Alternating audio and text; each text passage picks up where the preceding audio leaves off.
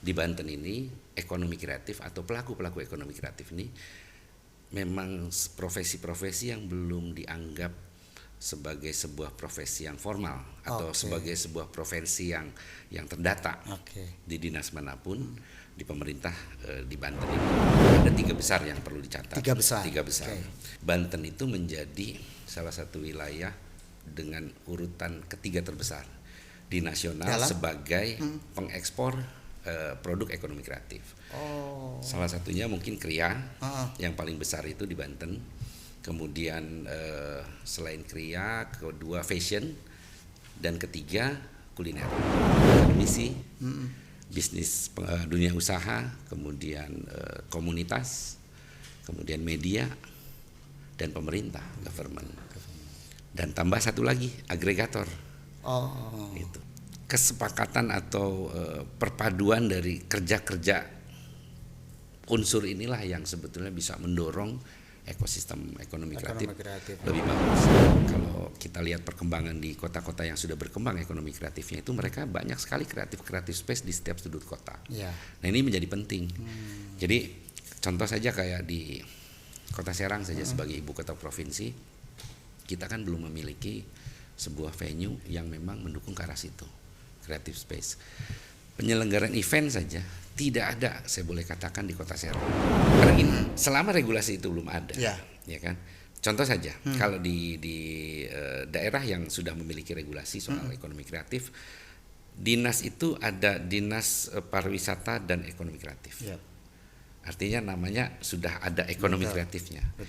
Kemudian kalau di Banten atau di wilayah-wilayah kabupaten kota di Banten itu belum ada kan, masih dinas pariwisata saja.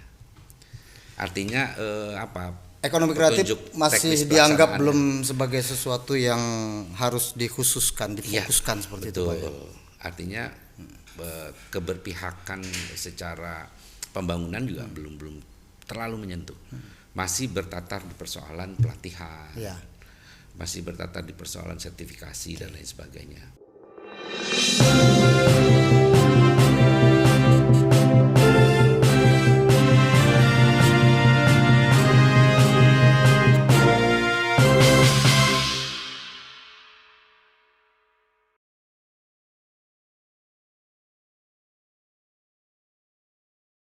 Assalamualaikum warahmatullahi wabarakatuh. Salam kesetiakawanan sosial.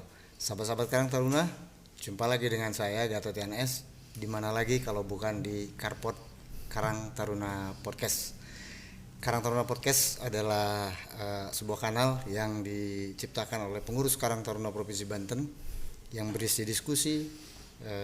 Harapannya semoga diskusi-diskusi yang disajikan dapat memberi motivasi dan inspirasi baik untuk Karang Taruna maupun untuk generasi muda di Provinsi Banten maupun di seluruh tanah air. Sahabat Karang Taruna, Provinsi Banten baru saja menyelesaikan satu fase kepemimpinan. Gubernur Wahidin Halim dan Wakil Gubernur Andika Hazrumi baru saja menyelesaikan tugas-tugasnya memimpin Banten setelah mendapat mandat dari rakyat Banten selama 5 tahun. Banten saat ini memasuki babak baru dalam era kepemimpinan. Harapan masyarakat termasuk harapan Karang Taruna, tentu setiap perubahan harus berdampak atau berimplikasi positif terhadap laju pembangunan. Berbicara tentang pembangunan tentu tidak lepas kita bicara tentang bagaimana peningkatan roda perekonomian.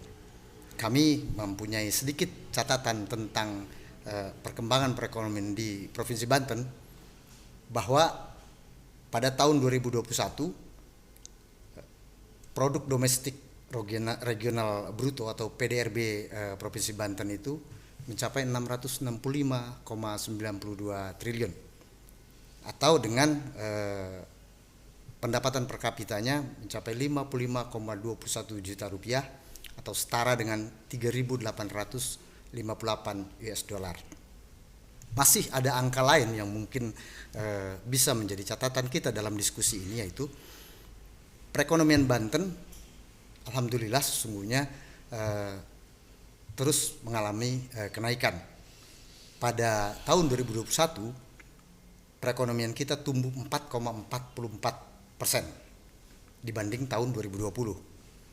Kalau kita persempit lagi analisanya, pada triwulan keempat tahun 2021 kita juga mengalami kenaikan atau tumbuh sebesar 5,19% dibanding periode yang sama pada tahun 2020 dengan metode hitungan year of year. Kemudian pada triwulan keempat 2021 itu juga mengalami pertumbuhan meskipun angkanya tidak signifikan, hanya 3,68% quarter to quarter dibanding pada triwulan yang sama tahun 2021. Nah, ada satu catatan juga yang menarik bahwa struktur ekonomi di Provinsi Banten ternyata masih yang terkecil sumbangan pertumbuhan ekonominya untuk di Pulau Jawa.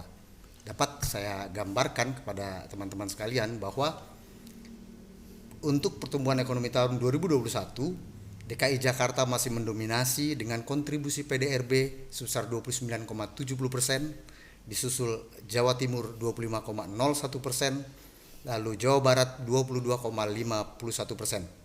Berapa besar kontribusi Banten dalam pertumbuhan ekonomi di Pulau Jawa?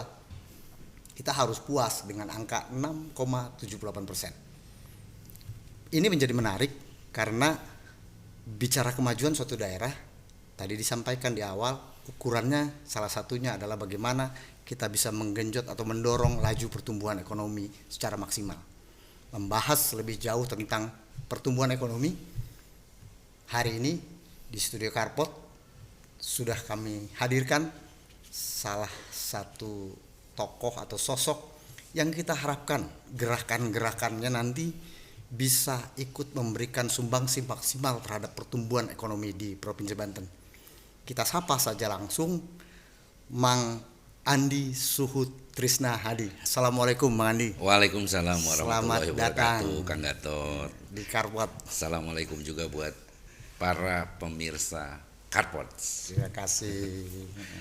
Terima kasih Mang Andi sudah menyempatkan waktu. Kami senang sekali nih. Alhamdulillah, akhirnya saya bisa duduk di kursi ini juga. Luar biasa. Sahabat Karang Taruna, sedikit untuk sahabat-sahabat ketahui, Mang Andi Suhut Trisna Hadi ini adalah Ketua Forum Ekonomi Kreatif Provinsi Banten. Jadi kalau tadi di awal kita bicara tentang pertumbuhan ekonomi, kita ketahui bersama bahwa dalam konsep besar negara kita, khususnya belakangan ini, pemerintah pusat juga tengah gencar-gencarnya menggenjot bagaimana sektor ekonomi kreatif bisa tumbuh dan bisa ikut memacu pertumbuhan perekonomian di suatu daerah yang pada gilirannya akan ikut juga mempertajam akselerasi pembangunan di daerah itu. Sebelum kita berbincang lebih jauh dengan Mang Andi, saya sedikit mempunyai catatan yang ini menurut saya penting juga diketahui oleh sahabat-sahabat Karang Taruna ini Mang Andi, karena kami berharap apa yang sudah dilakukan oleh Mang Andi ini akan membuat teman-teman Karang Taruna dan generasi muda termotivasi. Amin. Beliau ini dulu dikenal sebagai seorang entrepreneur. Ya. Beliau adalah owner dari Suhut Media Promo, kemudian juga masuk ke kuliner juga gitu Mang Andi ya? Iya, gitu. betul. Namun saat ini kalau boleh kita sebut, beliau ini sekarang sudah lebih banyak memposisikan dirinya menjadi sociopreneur begitu Mang Andi. Iya, betul. Saya sampaikan di samping menjadi Ketua Forum Ekonomi Kreatif, beliau juga adalah penasehat Rumah Dunia, seorang praktisi mengajar di beberapa perguruan tinggi, kemudian juga menjadi tim manajer tim sepak bola Baduy FC, kemudian Ketua Ikatan Penerbit Indonesia, betul ya Mang Andi? Daerah Banten. Untuk wilayah Banten, dan juga menjadi manajer dari salah satu band yang legendaris menurut saya di Provinsi Banten ya, B Circle gitu ya Mang Andi ya. Band sepuh. Luar biasa. Bang Andi, ini saya melihat perkembangan ekonomi kreatif. Kalau dalam skala nasional ini kan pemerintah pusat lagi menggenjot cukup keras gitu ya, Mandi ya. Nah, sebelum kita masuk ke bagaimana perkembangan ekonomi kreatif di Provinsi Banten, teman-teman pengen tahu dulu nih, sejak kapan sih Forum Ekonomi Kreatif ini dibentuk, Mandi? Silakan. Oke. Forum Ekonomi Kreatif ini dibentuk itu dari sejak tahun 2020. Berawalnya itu dari kegelisahan aja sih, kegelisahan teman-teman pelaku ekonomi kreatif saat pandemi pertama kali masuk ke Indonesia, dan Banten pun termasuk wilayah yang mau nggak mau harus menerima kondisi itu. Dan waktu itu kita berkumpul bareng-bareng, bukan nangis bareng-bareng ya, jadi berkumpul curhat-curhatan tuh. Dan ternyata memang kita baru sadar bahwa di Banten ini ekonomi kreatif atau pelaku-pelaku ekonomi kreatif ini memang profesi-profesi yang belum dianggap sebagai sebuah profesi yang formal atau sebagai sebuah profesi yang terdata di dinas manapun di pemerintah di Banten ini. Artinya di saat yang lain untuk pelaku UMKM ada, untuk pelaku ini ada, untuk ini. Kok untuk pelaku ekonomi kreatif nggak ada yang merhatiin ya? Nah, gitu. Makanya kita berusaha yang tadinya awalnya kan pelaku ekonomi kreatif itu bermain sendiri-sendiri lah, dengan lingkungannya sendiri, dengan komunitasnya sendiri, dan kondisi pandemi ini menyadarkan mereka untuk berhimpun. Kita bersepakat untuk berhimpun, membuat Forum Ekonomi Kreatif Banten agar apa? Agar profesi-profesi kita ini memang diperhitungkan, kemudian juga ada ada semacam bargaining dari pelaku-pelaku ini terhadap ekosistem yang lain. Gitu. Jadi itu ya landasan pemikirannya agar bagaimana pelaku ekonomi kreatif pertama paling tidak dihitung lah gitu. Iya, betul. Dihitung sebagai bagian dari kelompok masyarakat yang juga memberikan sumbangsih bagi perputaran roda perekonomian gitu mungkin ya Pak Andi ya. Kedepannya begitu, karena memang tidak mudah juga pemerintah untuk menganggap ini sebagai potensi. Harus ada memang regulasi, harus ada memang sebuah parameter bahwa ini sebuah potensi untuk daerah menghasilkan PAD dari mana. Nah, itu kan harus disiapkan perangkat-perangkatnya. Gitu. Oke. Ini menarik, mungkin nanti akan kita perdalam lagi nih Pak, tentang potensinya apa aja. Sebenarnya ini menyambung. Tapi sebelum kita masuk ke sana, sebenarnya mungkin teman-teman juga pengen tahu yang masuk kategori ekonomi kreatif itu sebenarnya sektor atau subsektor apa saja Pak sebenarnya Pak?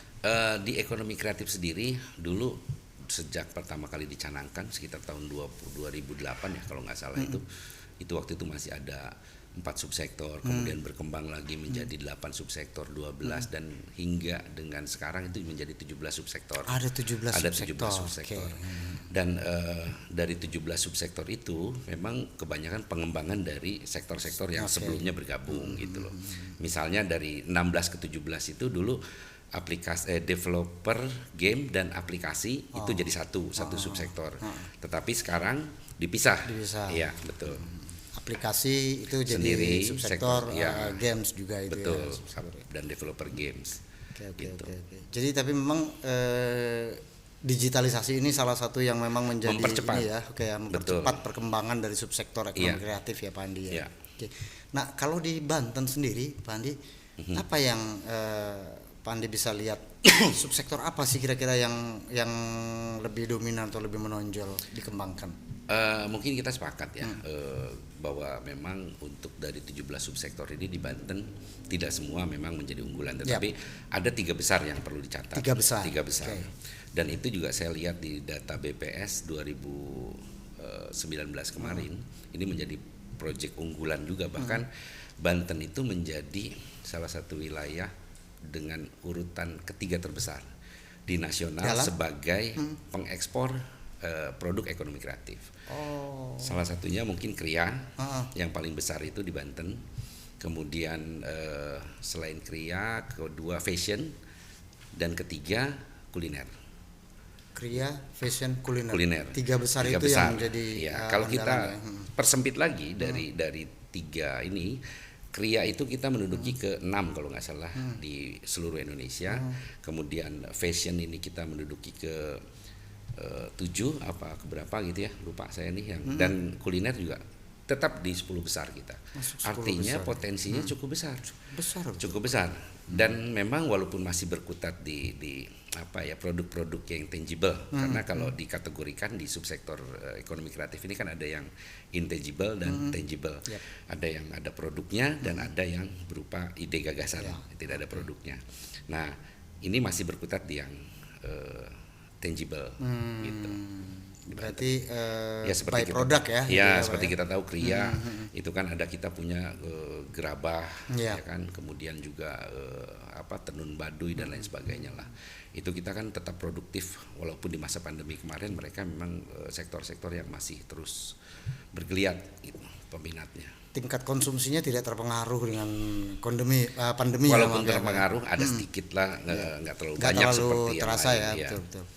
Gitu. Kuliner juga tetap dibutuhkan orang kan. Buktinya pada saat pandemi ini kafe dan tempat makan malah tambah pertumbuhan kan. Betul. Gitu artinya meskipun sudah dihalangi jam bukanya, pembatasan sana sini ya Pak. Tetap bertahan. Oke. Jadi itu ya, ini luar biasa nih teman-teman nih. Kita juga ini mulai kita kerucutkan. Jadi sekarang seringkali Mang Andi kita bicara ekonomi kreatif. Tapi maksud saya kita pengen lihat dulu nih, kalau kita bicara Banten, kita mau bicara tentang pengembangan ekonomi kreatif, paling tidak ada parameternya tadi. Betul. Saya ingin saya dan sahabat-sahabat semua bisa melihat, oh ternyata nih tiga sektor ini nih yang sebenarnya sudah menunjukkan tanda-tanda bahwa kita punya harapan dan terhadap pengembangan 3 besar nasional kita masuk. Itu sudah 3 besar nasional, betul ya. Jadi tadi ada Kriya, fashion dan kuliner gitu kan. Nah, kalau Pak Andi melihat dari Kriya, kemudian fashion dan kuliner ini, dari semua sektor dan subsektor ekonomi kreatif itu, peluang 3 hal tadi itu untuk dikembangkan di sebesar apa? Begini, kalau kita melihat ekonomi kreatif, sebetulnya semuanya saling berhubungan. Contoh begini, saat kita bicara Kriya, tidak hanya Kriyanya itu sendiri, tetapi ada subsektor fotografi juga di situ, ada mungkin YouTuber yang mempromosikan itu. Artinya banyak kegiatan-kegiatan lain yang terlibat dalam proses hulu hilirnya sebuah produk itu diciptakan. Kemudian dibicara fashion juga tidak hanya fashion kan, ada fotografi di situ, ada videografi, ada desain grafis juga gitu kan, macam-macam. Artinya semuanya terlibat. Dari 3 besar ini, artinya semuanya bisa jadi terbawa gitu. Dan itu memang di nasional pun masih 3 sektor itu yang memang menjadi primadona ya, primadona ekonomi kreatif ya. Karena memang kalau di Indonesia termasuk negara yang tertinggal soal perlindungan karya digital, digital right management dan lain sebagainya, itu kita termasuk negara yang tertinggal lah dibanding Korea dan lain sebagainya. Betul. Kalau ini sudah memang kita bisa jadikan sebuah potensi, ada regulasinya, ada perlindungannya dan lain sebagainya, environment-nya diciptakan, saya rasa Indonesia juga bisa mengungguli negara lain. Gitu.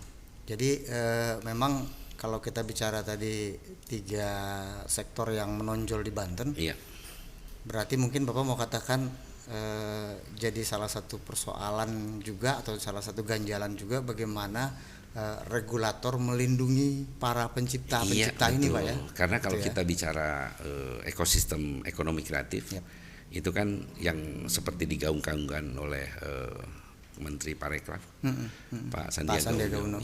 Itu juga kan ada keterlibatan dari 5 unsur. Bahkan sekarang ditambah 1, jadi dari pentahelix menjadi hexahelix. Jadi ada akademisi, bisnis dunia usaha, kemudian komunitas, kemudian media, dan pemerintah, government. Dan tambah 1 lagi, agregator. Itu. Jadi hexahelix. Nah, kesepakatan atau perpaduan dari kerja-kerja unsur inilah yang sebetulnya bisa mendorong ekosistem ekonomi kreatif ya. lebih bagus. Ya pemerintah melalui regulasinya, kemudian dunia usaha melalui akses pembiayaan, sponsorship dan lain sebagainya. Gitu. Bapak melihat gak apa sih yang dibutuhkan bagi pengembangan ekonomi kreatif? Pelaku ekonomi kreatif ya. Di Provinsi Banten. Hal yang paling penting kalau dari sisi pemerintah sih memang sekarang yang urgent itu regulasi.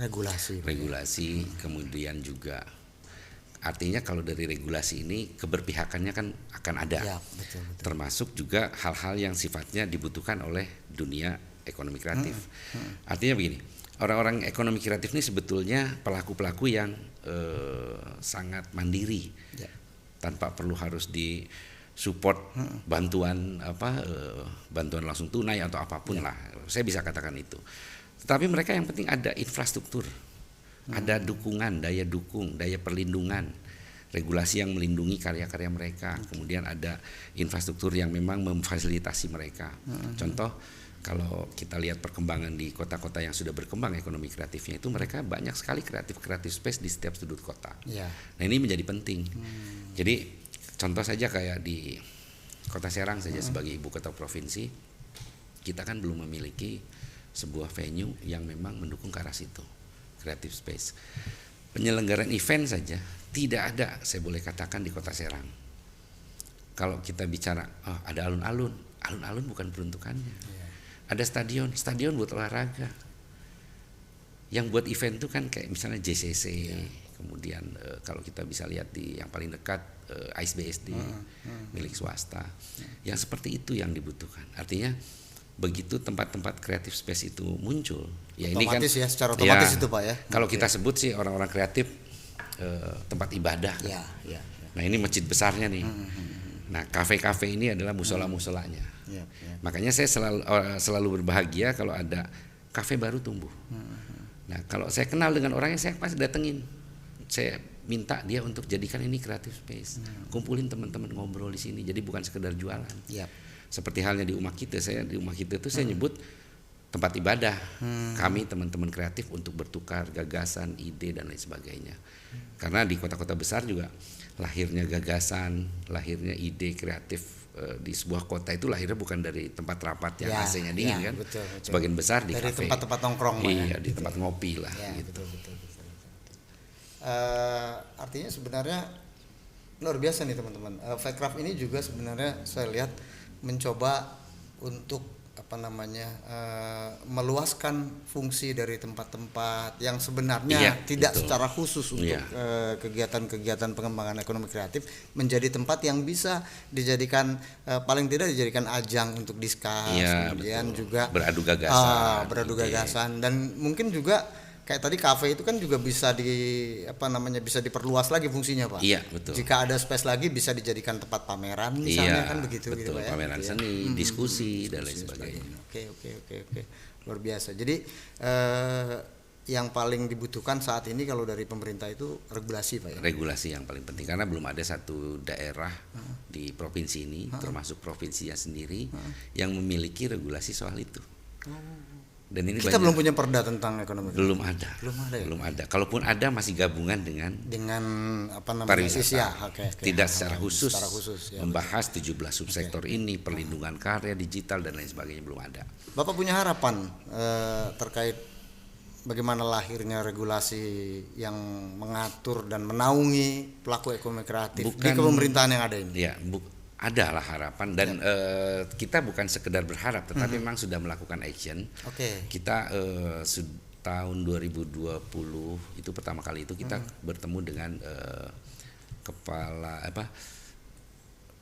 Ketua DPRD Kota Serang, Pak Budi, setingkat Kota Serang Pak Budi Rustandi, karena kami dengar bahwa daerah yang sudah mulai menggagas masuk ke pembahasan soal ekonomi kreatif ini Kota Serang. Jadi kita datangin untuk kita dorong. Kemudian kemarin 2021 juga kita ketemu dengan Pak Andra Soni juga Ketua DPRD Provinsi dan kita menyampaikan hal itu juga dan kami dengar sudah ada 3 kali rapat soal itu pembahasannya. Mungkin ya kami berharap itu segeralah. Kemudian tahun 2020 juga kita pernah mengusulkan secara tertulis ke Kota Serang untuk membuatkan venue untuk ekonomi kreatif. Dan itu alhamdulillah tahun 2020 akhir Desember itu sudah dibahas, dan kemudian 2021 DED-nya sudah dibahas. Ya. Ini di Kota Serang. Kota Serang. Karena kenapa Kota Serang? Kita berharap ibu kota provinsi memulai duluan gitu, melakukan upaya-upaya itu. Pak, kenapa? Apa Bapak nggak punya harapan penyediaan ini semua di handle atau di cover oleh pemerintah provinsi yang notabene menurut saya memiliki kapasitas yang lebih, mohon maaf ya, dalam penangkapan subjektif saya kan, betul. Pertama dari sisi kemampuan anggaran provinsi juga mungkin punya kemampuan yang lebih gitu Pak ya. Betul. Apa Bapak tidak punya harapan atau memang juga sedang didorong ke sana gitu? Seperti apa Bapak mau sebetulnya sampaikan? Karena kami melihat begini, provinsi kan ada beberapa prioritas yang sudah memang dilakukan oleh provinsi. Waktu kita mau minta, waktu pertama soal Banten Lama, revitalisasi Banten Lama itu. Kemudian disusul dengan yang baru diresmikan kemarin, Banten International Stadium. Artinya fokus provinsi ini kayaknya sedang membangun beberapa yang sudah menjadi prioritas mereka. Akhirnya harapan itu kita jatuhkan ke Kota Serang. Yang kami harapkan Kota Serang juga bisa berkoordinasi dengan provinsi gitu loh. Bapak melihat nggak sepenting apa pembangunan yang sudah dilakukan oleh pemerintah provinsi kaitan dibandingkan dengan kebutuhan pengembangan ekonomi kreatif di provinsi Banten? Belum besar. Kalau boleh jujur saya katakan nggak apa-apa. Kita memang ada di sesi jujur-jujuran ini Pak Ali, gitu ya. Karena gini, selama regulasi itu belum ada, ya kan. Contoh saja, kalau di daerah yang sudah memiliki regulasi soal ekonomi kreatif, dinas itu ada dinas pariwisata dan ekonomi kreatif. Artinya namanya sudah ada ekonomi kreatifnya. Kemudian kalau di Banten atau di wilayah-wilayah kabupaten kota di Banten itu belum ada kan, masih dinas pariwisata saja. Artinya ekonomi kreatif masih dianggap belum sebagai sesuatu yang harus dikhususkan, difokuskan seperti itu Pak ya. Artinya keberpihakan secara pembangunan juga belum terlalu menyentuh. Masih bertatar di persoalan pelatihan. Masih bertatar di persoalan sertifikasi dan lain sebagainya. Padahal banyak teman-teman pelaku ekonomi kreatif yang sudah memiliki sertifikasi itu dan dipakai oleh kelas nasional. Kayak misalnya ada salah satu kawan kami yang memang memiliki sertifikasi sound engineer dari Jerman malah. Dan dia salah satu sound engineer di Indonesia yang memang diperhitungkan. Artinya kalau ada konser Metallica datang sini ya pasti orang itu yang dihubungin. Dan itu orang Serang. Gitu.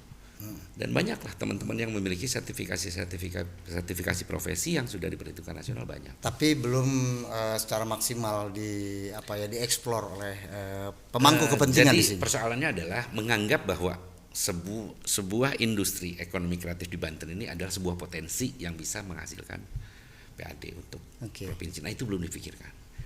Karena silakan. Saya pernah ngobrol dari salah seorang orang dinas gitu ya, nanya ke saya, kan kalau di Banten ada minta data fotografer di Banten dong. Untuk apa Bu? Untuk pelatihan. Ya saya balik tanya, yang melatihnya siapa? Saya bilang, karena yang ada di data saya ini fotografernya udah profesional gitu loh. Pelatih semua nih. Jangan sampai malah jadi kan kebalik. Itu maksud saya. Jadi hanya masih berpikir di tataran itu. Termasuk mungkin yang baru-baru kali ini kita simak ramai di sosial media tentang salah satu SKPD yang melakukan pelatihan aplikasi apa itu Pak ya gitu. Seperti apa Bapak melihat itu Pak? Kami pelaku ekonomi kreatif punya harapan sebetulnya agar pemerintah provinsi atau kabupaten kota ini bisa menjadi parameter kami pelaku ekonomi kreatif. Wah keren nih websitenya Pemprov, wah keren nih IG-nya keren nih. Tapi begitu kami melihat pelatihannya, mohon maaf ya maksudnya itu aplikasi yang memang sudah umum Pak. Anak sekolah juga bisa. Dan kita banyak tutorialnya di YouTube. Dan begitu kita buka aplikasinya pun sangat user friendly. Artinya semuanya ada template dan sebagainya. Nah, kalau OPD dilatih seperti itu, gitu loh. Kemampuan seperti apa yang akan dia miliki? Iya, itu loh. Akhirnya kan template lagi yang akan muncul di tampilan visual mereka. Oke. Ini kita berharap catatan ini buat kita semua nih, teman-teman. Termasuk juga soal kemarin belum lama awal tahun ada rencana kerja dari Dinas Pariwisata Provinsi menyampaikan rencana kerja 2022. Saya salah satu orang yang mengkritik dalam forum itu karena tidak ada satupun paparan dari kepala dinas waktu itu Pak Agus ya, sekarang kan sudah berganti, yang menyampaikan soal data. Jadi semuanya bicara kunjungan pariwisata misalnya belum memenuhi masih rendah, masih ini. Nah, rendahnya itu apa gitu. Sedangkan waktu itu saya hadir dan teman-teman yang lain hadir, termasuk Pak Asok Kumar waktu itu hadir, mengharapkan ada data yang ditampilkan agar kita punya acuan untuk sama-sama membangun, sama-sama bekerja. Persoalan-persoalan apa sebenarnya? Ya, artinya pemerintah wilayah sini, ya udah kami kerjakan wilayah sini kan enak. Kalau ada parameter bahwa kita memang udah mencapai mana sih? Ukurannya dibanding dengan provinsi lain itu kita udah segimana sih? Gitu loh. Nah, itu tidak ada satupun slide dari 13 slide itu yang menampilkan data. Gitu. Dan itu masih minim. Secara umum tidak terlalu berlebihan kalau Pemprov Banten menaruh harapan besar terhadap PJ Gubernur Bapak Al-Mukhtabar untuk coba serius terhadap persoalan pengembangan ekonomi kreatif di Provinsi Banten. Kan begitu Pak ya mungkin ya. Dan semua karena cita-cita tentu, tapi bagaimanapun kan instruksinya leader kan tetap harus bagaimanapun leader itu adalah penanggung jawab, pemilik kebijakannya juga gitu ya. Kita berharap Pak PJ Gubernur kita Pak Al-Mukhtabar bisa menjadikan pengembangan ekonomi kreatif ini menjadi sesuatu yang serius dan menjadi sebuah potensi daerah. Potensi daerah. Nah, kita mau bicara potensi daerah ini juga, sebenarnya Pak. Betul. Tadi Bapak sudah sebutkan tiga sektor ya, sektor yang sebenarnya sudah menjadi unggulan. Ini sebenarnya menurut saya sudah bisa menjadi trigger kalau menurut saya. Bagaimana kita semua stakeholder menseriuskan diri dalam pengembangan ekonomi kreatif. Karena tadi kita sudah kalau bicara produk kan kita sudah punya 3 produk unggulan yang terbukti tadi sudah menjadi masuk ke 10 besar gitu Pak ya. Nah, tapi biasanya Pak dari sisi pelaku nih kami mau melihat nih. Pelaku bisnis di level menengah ini punya persoalan atau punya kendala secara umum nih Pak ya. Itu faktor permodalan dan faktor pemasaran biasanya Pak. Pemprov Banten melihatnya seperti apa nih Pak? Kalau kami gini, mereka para pelaku ini sebetulnya yang paling mendasar memang itu akses permodalan. Karena seperti kita tahu tidak mudah seorang fotografer atau seorang IO sekalipun event organizer untuk mengajukan loan ke lembaga pembiayaan ya kan. Artinya syarat-syarat itu yang kemudian menjadi sebagian besar pelaku itu apatis di soal-soal itu akhirnya, tapi orang kreatif selalu memiliki cara, apakah dengan cara crowdfunding atau misalnya berkolaborasi dengan teman-teman yang lain. Nah itu selalu ada jalan. Contoh saja saat 2020 kemarin saya memberanikan diri untuk membuat sebuah event nasional, Hari Buku Nasional waktu itu. Kebetulan saya ketua IKAPI, saya meminta ke ketum waktu itu di saat penerbitan lagi lesu. Saya bilang, saya tarik deh Harbuknas ke daerah. Biasanya penyelenggaraan event buku nasional itu selalu di Jakarta atau di kota besar. Saya tarik ke daerah ke Banten. Wah itu sempat menuai keraguan dari teman-teman IKAPI yang lain, terutama pengurus pusat. Emang di Banten bisa jualan buku? Toko buku yang ada aja kan pada tutup. Yang waktu itu dilaksanakan di Untirta. Iya betul. Nah itu kan kita sebetulnya saya mempresentasikan itu luar biasa. Banyak sekali orang yang meremehkan, artinya nggak mungkin lah di Banten toko buku yang ada aja tutup, penjualan buku juga datanya nggak pernah bagus dan lain sebagainya. Tapi saya memberanikan diri, kalau nggak dicoba nggak pernah tahu. Dan saat itu kota Serang sedang zona merah waktu itu. Saya memberanikan diri dan saya mendatangkan 2 operator buku besar, satu dari Jawara Buku dan satu lagi dari zona Kalak. Jadi ada 150 penerbit yang saya undang ke Untirta yang baru. Karena waktu itu yang mengusulkan tempat itu juga kebetulan Pak Wagub, ya, AA waktu itu ya. Di Untirta aja, gedungnya baru, kita coba katanya gitu. Akhirnya kita pakai di situ. Dan ternyata itu menjadi sebuah event yang penting di skala nasional. Jadi kita bisa membukukan penjualan 500 juta dalam 5 hari. 500 juta dalam 3 hari. Dan itu terdata semuanya karena kita pakai sistem POS ya. Yap. Belum bicara sektor-sektor yang lain. Artinya mulai dari kuliner dan lain sebagainya yang terlibat di situ, seni pertunjukan, fotografi dan lain sebagainya yang dibayar oleh event itu. Kemudian itu menjadi sebuah membukukan penjualan terbesar dalam 5 tahun terakhir sebelum pandemi juga. Dan itu terjadi di Banten. Dan kalau kata orang Banten mah itu pelosok malah kan. Sindang Sari itu artinya jauh dari kota kan. Tapi orang berbondong-bondong mau datang ke sana. Itu kan di luar dugaan. Kemudian sukses ya pameran itu, Pak, alhamdulillah itu menjadi sebuah event yang membuat kaget nasional. Kemudian kemarin waktu sebelum Lebaran yang baru-baru ini kita menyelenggarakan Banten Creative Festival. Itu bisa membukukan 6 miliar transaksi. 6 miliar dalam waktu 6 hari. 6 hari. Luar biasa ya. Dan itu hanya kita mencatat penjualan yang ada di booth-booth itu kan. Belum sektor-sektor lain yang memang terangkat juga oleh proses ini. Setiap brand pasti kan meng-hire videografi, fotografi, desain grafis dan lain sebagainya. Ini semuanya terangkat. Musik juga ada di situ. Dan itu belum termasuk parkir yang di situ, pedagang dan lain sebagainya. Artinya saat kita melakukan sebuah aktivasi dalam satu sektor bukan berarti sektor itu saja yang terangkat, tetapi hampir seluruh sektor bisa terdampak dari kegiatan itu.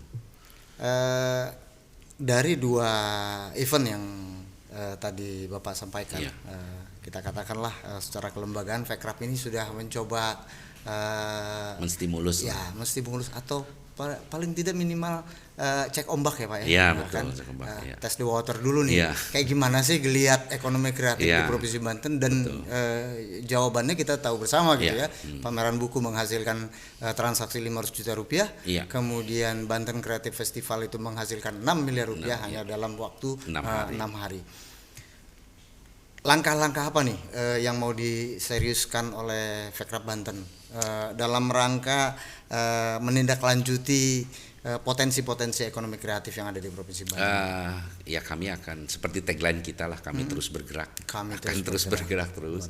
Termasuk juga kita membuka diri, kita memposisikan diri sebagai sebuah organisasi yang inklusif, yang siapa saja silahkan ngobrol, hayo ngobrol, mau siapa, mau kepala dinas, mau siapa, kita dengan senang hati membuka diri. Dan ini karena kalau saya lihat menjadi PR kita bersama.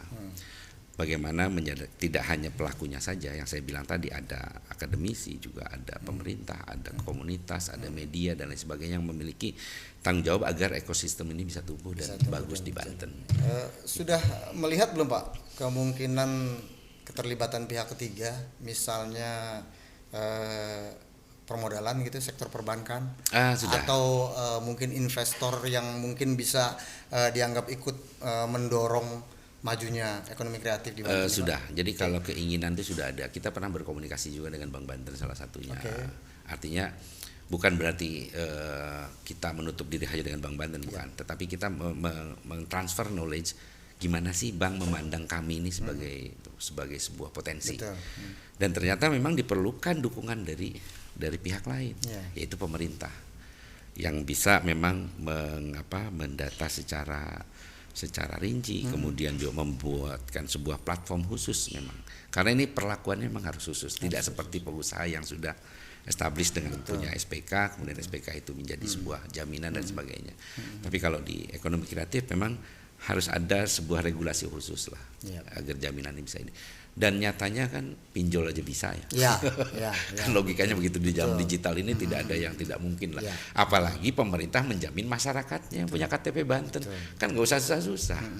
Artinya kan ini adalah dia pelaku, dia begini dan dia punya potensi begini-begini, kalau dikembangin dia punya begini. Selesai. Dan saya rasa untuk melakukan sebuah presentasi atau melakukan sebuah bisnis plan bagi teman-teman kreatif nggak susah. Pak, kalau boleh kami tahu seperti apa Bapak melihat organisasi Karang Taruna yang notabene kan anak muda nih Pak ya. Seperti apa sih Bapak melihat potensi anak muda dalam hal pengembangan atau menggali ekonomi kreatif yang ada di Provinsi Banten? Menurut saya Karang Taruna ini menjadi potensi yang sangat besar, gede gitu banget ya, potensinya karena berjejaring satu. Ya. Dan sampai ke wilayah-wilayah yang sangat terpencil juga ada kan pasti perwakilannya. Ini potensi menurut saya, dan apalagi dengan anggotanya yang sebagian besar adalah anak muda. Ya. Sebetulnya tinggal memang memanfaatkan potensi ini menjadi sebuah aset. Ini aset karena aset ya. Iya, karena ini kan organisasi besar dan yang paling penting lagi ini berafiliasi dengan nasional kan. Iya, betul. Itu artinya bisa berkomunikasi dengan Karang Taruna di seluruh wilayah kita yang ada di seluruh tanah air. Itu potensi. Harapan Bapak terhadap pengembangan ekonomi kreatif di Provinsi Banten ini seperti apa, Pak? Ini harapan yang tidak pernah berhenti sejak saya tahun 90-an menggagas soal ini. Saya ingin Banten ini punya posisi tawar atau bisa sejajar dengan kota-kota besar yang jauh lebih maju ekonomi kreatifnya. Contoh Bandung, Jogja, Surabaya, Bali dan lain sebagainya. Saya ingin Banten tuh memiliki posisi tawar yang bagus. Agar apa? Agar potensi-potensi yang ada itu tidak jadi lantas direndahkan atau disepelekan.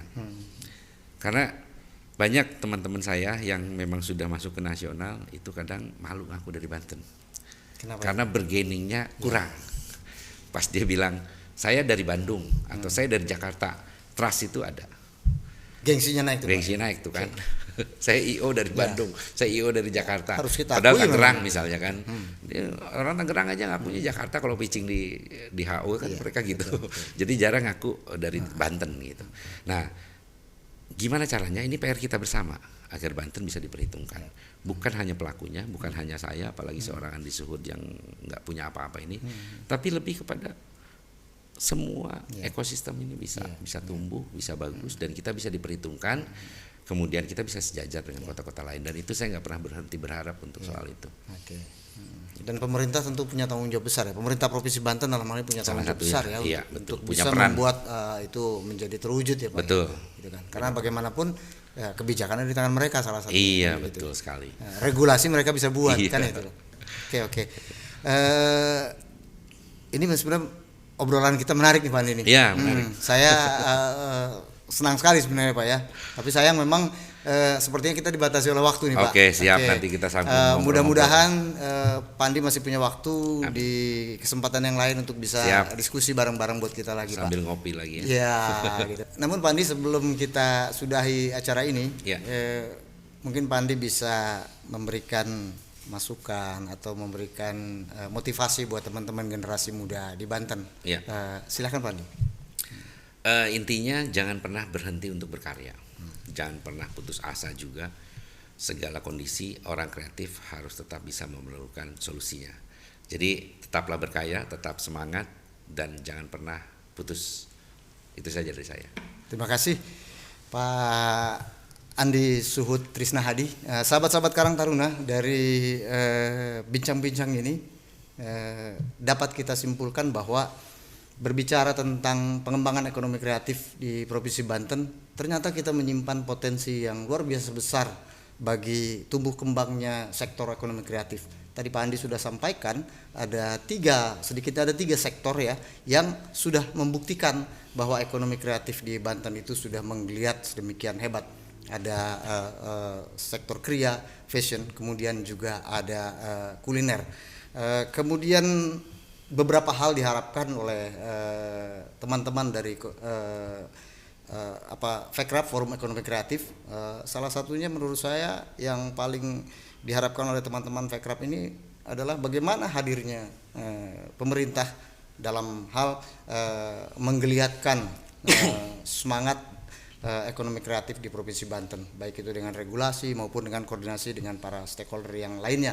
Karena bagaimanapun pengembangan ekonomi kreatif akan ikut memacu laju pertumbuhan ekonomi yang pada gilirannya akan ikut juga memberikan sumbangsih bagi pembangunan Provinsi Banten di masa-masa yang akan datang. Saya rasa itu saja yang bisa kita suguhkan pada episode kali ini. Mudah-mudahan diskusi dengan Pak Andi bermanfaat. Kita bisa ambil hikmahnya, kita bisa ambil motivasi dari semua yang tadi beliau sampaikan. Akhir kata, saya Gatot S mengucapkan terima kasih teman-teman sudah mengikuti diskusi ini. Jangan lupa untuk like, share, dan subscribe channel Karang Taruna Provinsi Banten yang di dalamnya berisi obrolan-obrolan yang tentunya sangat menginspirasi. Saya Gatot S. Assalamualaikum warahmatullahi wabarakatuh. Salam Aditya Karya Mahatva Yoda.